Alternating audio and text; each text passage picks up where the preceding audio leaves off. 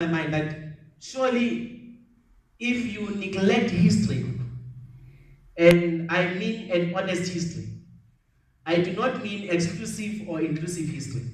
I mean honest history. If you neglect history, in other words, you will not know why other people are doing things or why other people are doing things this way and not that way. Culture itself is influenced by history.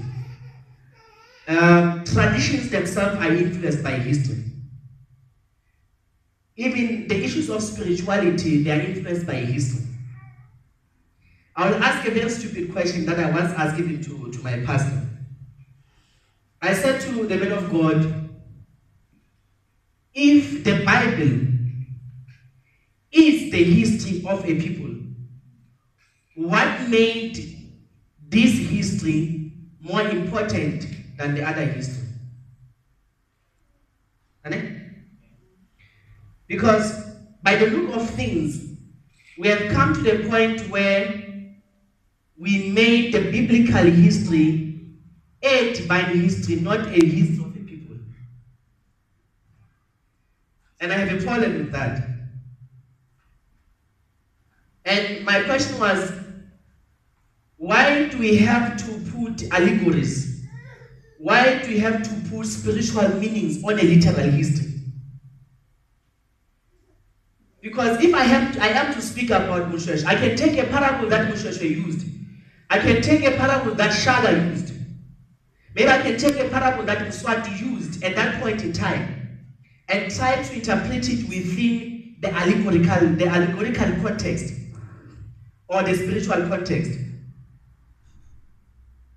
Why other histories do not find the privilege of being interpreted allegorically or spiritual, and only a history of the Hebrews and the Jews find that privilege? I still don't have the answer yet as far as that is concerned.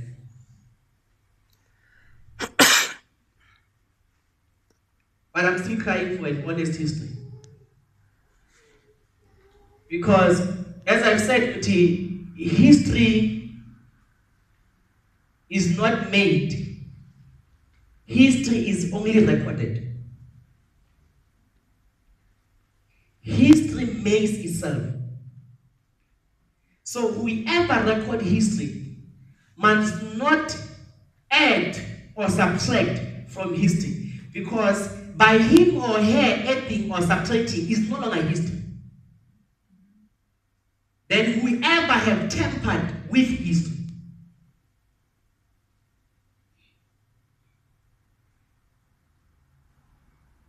I'm not yet in my notes, but maybe you'll understand with time where I'm coming from. Because even on the book, when I was talking about the history, maybe I will take the first statement. To those who have the book, let's go to page 90.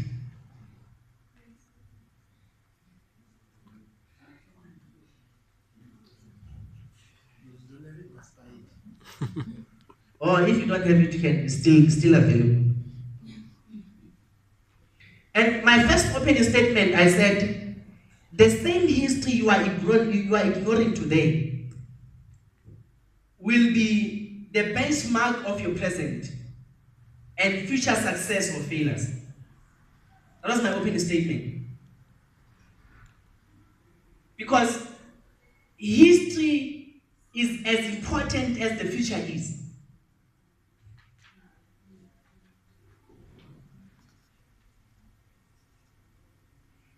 I will repeat it again.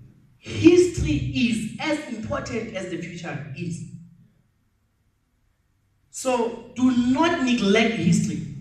Because once you neglect history, you are forced to walk in error. Okay. Once you ignore history, you are forced to also repeat the same mistake that you could have learned from the learning of history and not repeat. And once you ignore history, you can ignore or you can find yourself in the same trap that trapped your fathers, that you could have escaped if you learned from your fathers. So history is very crucial and it's very important. Even as far as the issues of interpretation, whether it be within the religious context, you have to understand history. I'll make an example. You found that most of the arguments that we are having are the arguments from the past and never the arguments from the present. Most of the arguments we are having. You find that even maybe in the academical context, in varsity, you find us arguing a principle of a certain individual who even died. Even whenever you speak about the biblical context, sorry to my Christian brothers and to myself, that you find Christians every Sunday on history. Every Sunday, you are interpreting history. Every Sunday, the man of God will come with a different sermon, but that sermon is interpreting the past. And if I take it within the religious context, you'll understand that in them interpreting the past, they are trying to understand the future. So you see it interpreting the scriptures, but the purpose is not for the present. The purpose is to understand the past in order to make sense of the future.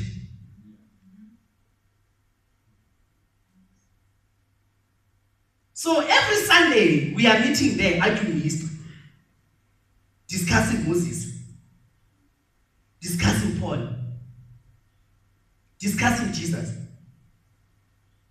So that then maybe you'll understand, but now I'm taking it home to the Christians.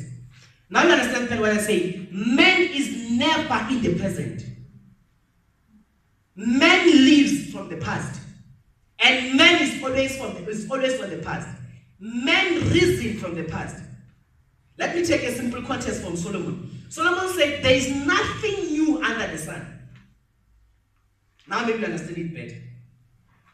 There is nothing new under the sun.